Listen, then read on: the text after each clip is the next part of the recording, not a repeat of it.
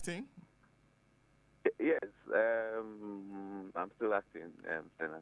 What is required to, I don't know, is it making permanent? Okay, so per the Constitution, that's Article 193. So from 190 to 195, it states that the president must or should appoint you, and then afterwards you have to go through um, more or less like an assessment by the Public Service Commission, and then they'll make a recommendation to the president, and then the president will now appoint you fully or take off the acting from it. So far I've been acting, but I've gone through the Public Service Commission interview. That's the assessment process. We are now waiting for. So they've sent the feedback to the presidency. We are now waiting for the final confirmation from the presidency. If that is done, it takes off the acting. So that's what we are waiting for now. But Oh, until then, we are still acting. great. Well, let's start off with what you did yesterday. In fact, what you called it multi-year tariff proposal. Explain to us what that means. Exactly what were the utilities supposed to do? Okay. It's actually what we call the multi-year tariff order. And if you heard me yesterday, I keep saying the MITO is just MYTO, so multi-year tariff order. And it is done either every 3 years or 5 years. And that's the benchmark we use to actually do the quarterly tariff adjustment. So you kind of take all the utilities asset, what we call the regulated asset base, and arrive at a certain baseline. And then you give them a tariff. Then afterwards, you adjust the tariff with the macroeconomic conditions, that the exchange rate, and then the inflation, and then maybe energy mix. So we keep doing that to keep it up to date until the next 3 years or 5 years. Then we have to then reassess the regulated asset again of the utilities, and then we come back to a benchmark, and then we start from there again with the quarterly tariff adjustment. So that's what it means. So we are now in the period of what we call the multi-year tariff order. We are more or less trying to set the base for the assets, regulatory asset base of the utilities so that we can continue with the quarterly tariff adjustment. I see. But I realize that in that, because you say you're doing an assessment of the assets, Yes. but I realized that when the utilities were making the presentation, they also made proposals as to what they want in terms of the adjustments over this period.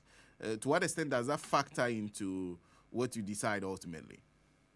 Thank you. So I mean, what you saw yesterday was actually the tip of the iceberg.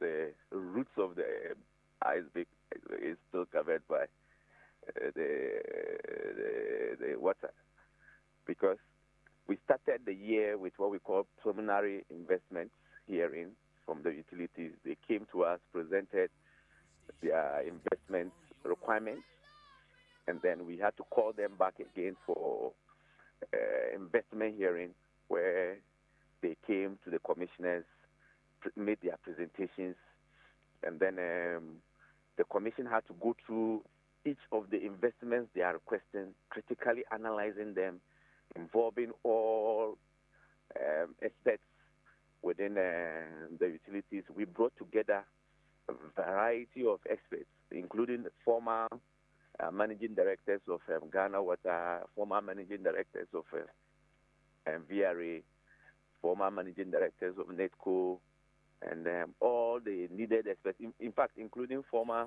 executive secretaries of PURC, to let us actually critically examine the assets to establish whether or not this particular asset will be able to contribute to quality of service for the consumer. So we did that, selected all these assets, and then sent it back to them, indicating that this asset is allowed to be used to compute their asset base. So after doing that, they then use the asset base that we've given them to kind of project a tariff that they think if they pass through to the consumer, it will help them to recover the cost of the assets that we have agreed with them. So that's where we got to. So we call it tariff proposals. So they had to then use the assets we gave them, including their previous assets and other things that they think if they add and they are recovering it, it will be able to help them deliver quality of service to the consumer. So yesterday we got to the point where they needed to present the tariff proposals to us and also some key stakeholders. We started with the CSOs and then go to the 10 of the media. So what they need to do is because the consumer is the ultimate, they have to justify the tariff proposals to the consumer and let the consumer also understand why they want those tariff requests before we can then go back to the commission and look at the details and see which asset to add and which asset to take out.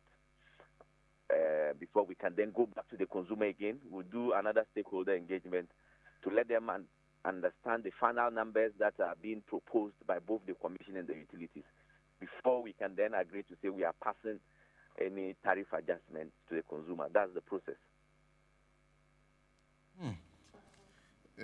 And yesterday after, and I guess I don't know if you've monitored social media after we shared with the consumers what they are proposing, even though it is multi-year. So explain to us when you say multi-year. So for example, if you approve a 225% increase, would it happen in one day or you spread it over the period? Exactly how would it happen?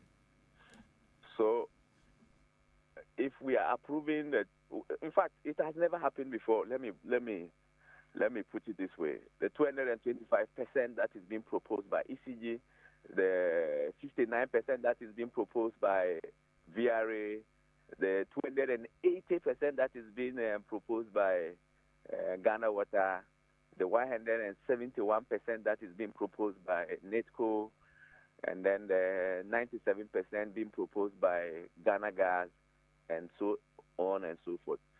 These numbers, it has never been the case that holistically all the numbers that they are proposing is accepted. Usually you look at the midway. But as it is, we are trying to get to a baseline, let me say a benchmark to start from. So in the next 5 years to 3 years or 3 years to 5 years, that benchmark is what we use to begin to do the quarterly tariff adjustment. Let's say we've agreed that we are giving you, let's say, like Ecg'S is requesting for 61 pesos, Ghana pesos for their distribution service charge from the existing 17 cents. So assuming we are giving them, let's say, 21 cents for the multi-year, that's going to be the base for us to be doing the quarterly tariff adjustment. So we are going to be increasing from the 21 going forward. So if there's exchange rate fluctuations and quarterly we needed to adjust, we'll be using the 21 pesos benchmark to carry it on and on and on until the next 3 years. So we'll be adding to the 21 or subtracting from the 21. So that's the reason why we say it's a multi-year. So you establish the benchmark and you carry it along. For example, Ghana Water is also requesting for about 20 cedis per cubic meter of water. Their existing one is around 5 cedis per cubic feet of water. So if we increase it, let's say the adjustment, we agree on the level of, let's say, 10, it means that quarterly will be adjusting with the 10. We will either increase the 10 based on the microeconomic factors or decrease from the 10. That's the reason why we call it for the next 3 years. That's why we say it's a multi-year tariff order. But the whole process is not PURC. That's why we are putting it to the public to let us all understand the requirements of the utilities, and we all agree on the specific assets that should be considered and accepted into the asset base, and that will be the basis for establishing the tariff for the multi-year tariff, or the MITO, before we can then begin to look at the quarterly adjustment. In fact, if you listen to them, they are all saying that these proposals they put on the table sound like big numbers, but to them, they are cost reflective. If you give them what they are asking for, if you approve it and we pay it, they will be in a better position than they are currently. That defense sounds reasonable for many people. I'm wondering what type of assessments you go through to arrive at something else. Oh, okay, because that's the verdict you want to hear from the consumer. I don't know whether Senam you represent all the consumers in Ghana, but we would be doing further consultation to get to understand whether or not the consumer would want to let the utilities get all the proposals. It's a proposal, as you say. Proposals can either be accepted, can be requested to be readjusted, and all that.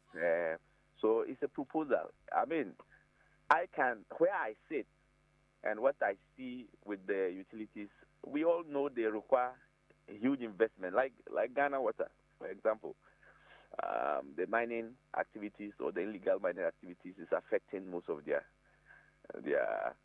water production sites, and you can see they have to buy a lot of chemicals to get the water treated for the consumer, and they have to also dredge a lot of the water producing sites to get it to be much more better than they were, because of a lot of silt coming from the mining sites getting into the water. So they need huge investments, and there are new areas like Damangu, for instance. They need to get Damangu water project ongoing. It's a huge investment, and then they're also working on trying to reduce their non-revenue water. I mean, there's a lot of water being not being able to get to the consumer, but the consumer is paying for that. So they are trying to construct more pipelines, distribution lines, and get the water to the consumer. These are very genuine and credible investment requirements. We, or as I said, we at PURC and subsequently myself and what we are seeing with the numbers, you can give them the investment, but you must be there to hold them accountable and ensure that they are able to use the money for exactly what they are requesting for. If they use the money for exactly what they are requesting for, I can assure you that in the next few months after the MITO, which is expected to take effect from January 1st, you realize that there will be massive improvement in quality of service. And we have actually internally developed what we call performance monitoring parameters to be able to monitor the investments that we have approved. And I believe that from the MITO, I will make myself available at all times to give accounts on all the investments that we've approved for them, to ensure that they are being held accountable, so that the money will not be diverted for other procurement and things that will not benefit the Ghanaian. And it's the same for Ecg'S, the Ghana Electricity Company of Ghana.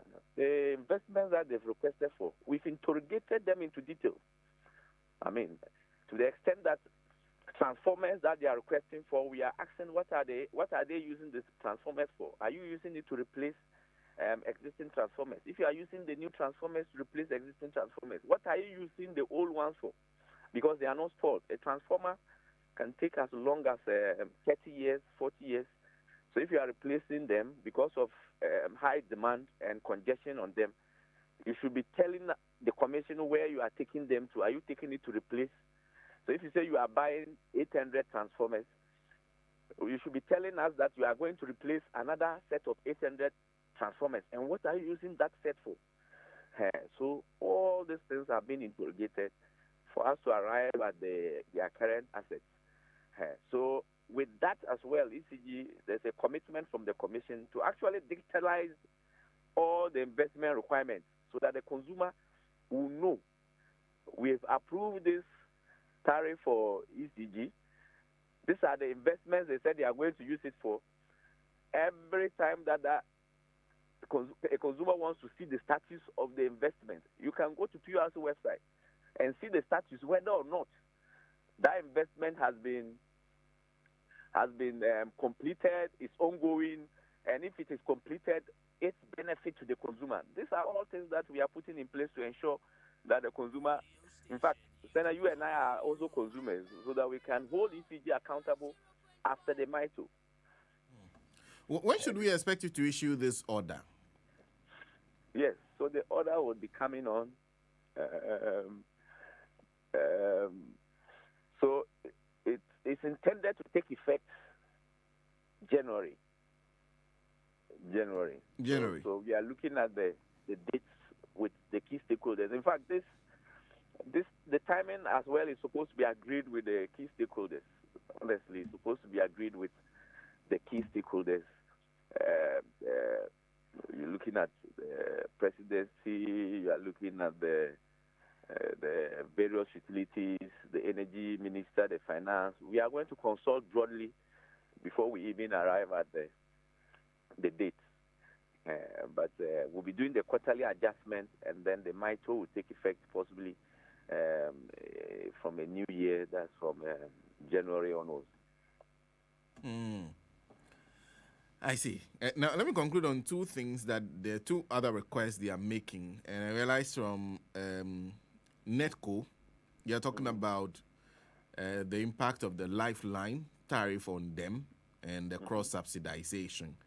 They, with the ECG, agree on one thing. ECG also want one of the tariff bands collapsed to make it 3. Then they also agree on one thing, that is that they want a public lighting is it levy or tariff included in the main tariff itself. Are those proposals also on the table? Does the PRC have a view on those things that have been put on the table? Yes. So those are what we call policy proposals. As the utilities make their tariff proposals, they kind of suggest some policy issues to us to consider. For example, NETCO is saying that they wanted to take off the lifeliners.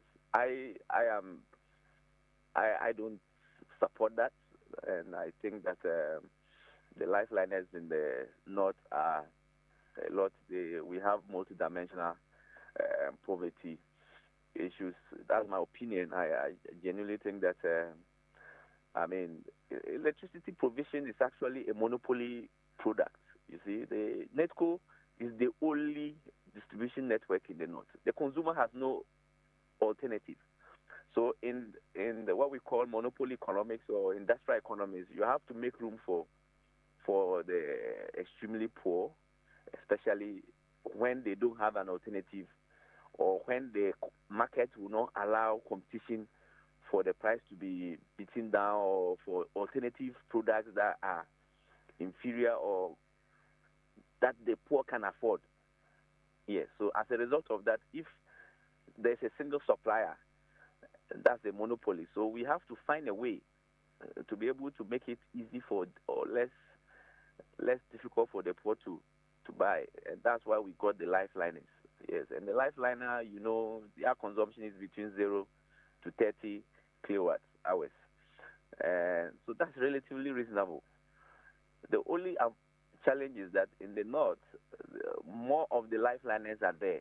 So NETCO is buying power from VRA at a high cost, and then majority of their consumers are lifeliners. So they find it difficult to actually recover their costs. Fortunately for us, that's why we have VRA backing NETCO. We are in a country that we want to build and carry everybody along. In fact, at the initial stages, it didn't really make economic sense to extend power across the length and breadth of the country. But thankfully, to the PNDC and then the NDC government during those days saw the need to actually extend power to them. So we have to find a way to carry them along. And if you look at the directive principles of state policy, that's article, that's chapter 6 of the Constitution, it's very clear that the country must develop together economically and carry everybody along. That's where we are, and we must at all times think about how we sustain the relatively less privileged people in society and carry them along. So what NETCO is proposing now is good, but for a short time we will not be looking at it at all. It's a proposal you and I cannot allow to pass through. I mean, why not? Why will we take off lifeline? How are they going to afford electricity? In fact, within the lifeline you are giving them, they are still not able to afford it. You want to take it off completely. What do you want them to get to enjoy the same power you and I in Accra are enjoying? So for me, that policy proposal is dead on arrival. But we will still be able to interrogate it and see how best we can meet NETCO midway. The other challenge is that NETCO area has limited industrial customers. That's what we call special load customers. Yes, so those are things that you and I have to also look at. As the economy expands, I mean, investors will relocate to the north, and then possibly they can also buy power from NETCO. If that is done, then NETCO will be able to get a lot more large-scale consumers to allow them to do the cross-subsidization, so that the lifeliners, the large industrial entities can in a way cross-subsidize some of the costs of the lifeliners. But until then, no, I am for the poor because of where we all come from. I mean, there's no point to say that you are taking off or you are proposing to take off lifeliners. I'm sure gradually the consumption is increasing, and more people will get to consume more. I mean, already VRA is allocating a lot of hydro to NETCO, which is relatively cheaper compared to thermal power. More of the thermal is given to ECG. So gradually we are getting there. But ECG2 is looking at the bands on the tariff. As we said, we have several bands. We have the lifeline band, that's 0 to 30 kilowatt hours. We have 31 to 300, and then we have 300 to 600, and then we have 600 and above. So these are making their metering systems a little bit complicated. So they also requested that if we can look at those bands and see how best we can make it 2 bands. So we have the lifeliners and then the rest of the residential consumers.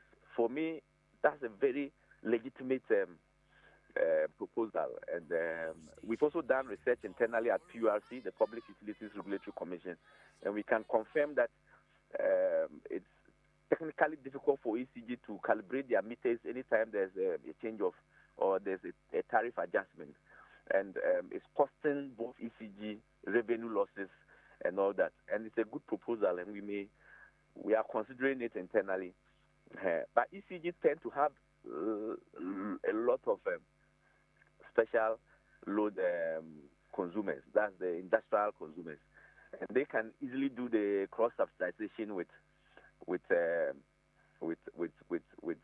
lifeliners. But you believe some of the details. For example, ECG has a active customer population of 4.88 million customers, right? The lifeliners are 1.3 million. Really? I'm telling you, about 30%. I see. For even ECG. So I keep telling them that, I mean, we need to really interrogate the numbers. Why do we have about 30% of your customers as lifeliners? Where are they? Let's understand exactly who are the very poor people that are consuming less than 30 kilowatt hours. So these are some of the numbers we are all looking at and having interest to see. I mean, why will you have about 30% of your consumers, active consumers, as lifeliners? So we are all looking at the numbers so that we know exactly who are the lifeliners and possibly if we can propose a better mechanism. Now we have Ghana card everywhere. We have uh, Ghana card. We can use it to target lifeliners.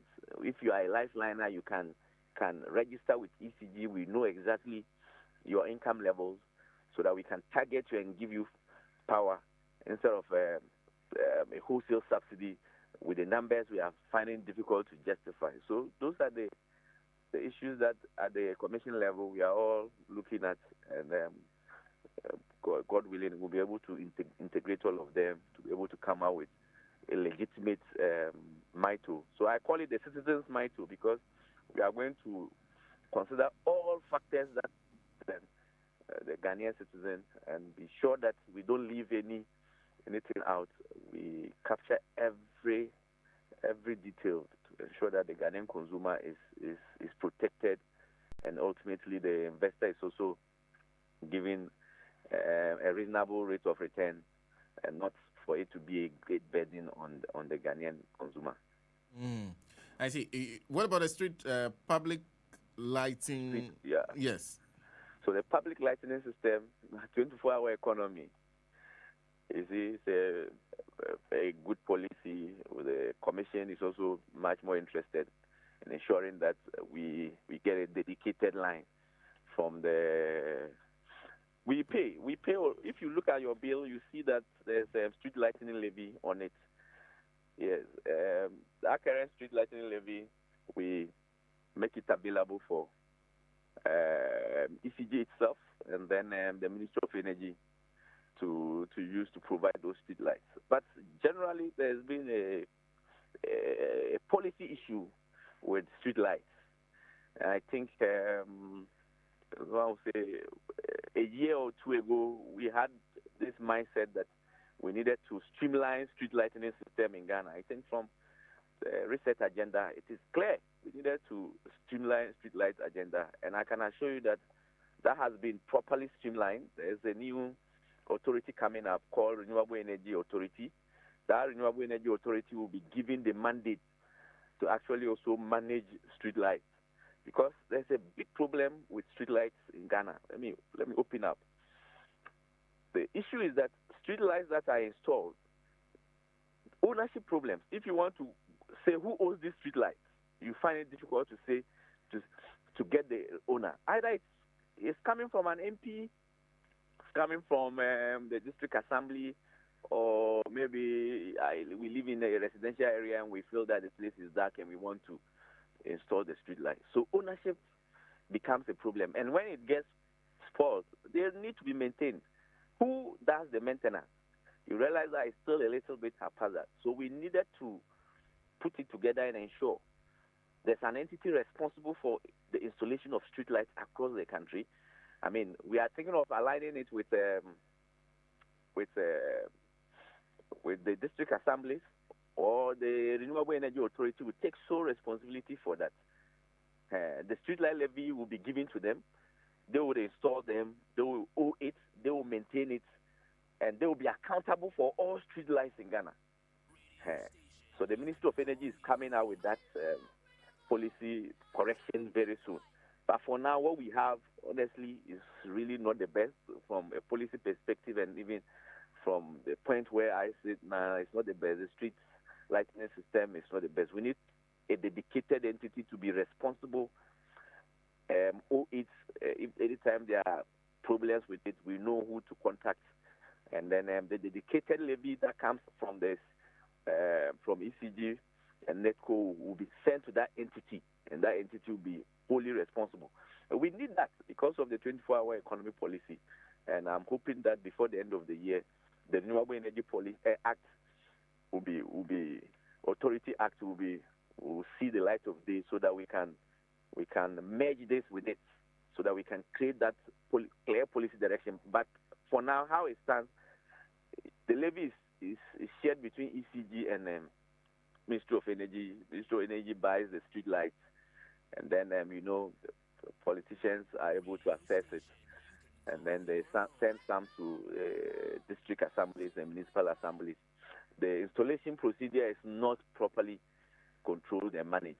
I mean, we need to all come together and provide that one-time solution so that it will serve as the conduit for the 24-hour economy. So we are working on that tremendously. And then in more recent times, we even want to change and switch most of the street lights to solar.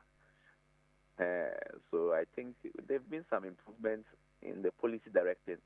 And then there are so many companies that are interested in the transition to the solar street lighting system so that the country can be kept lighted up in the night.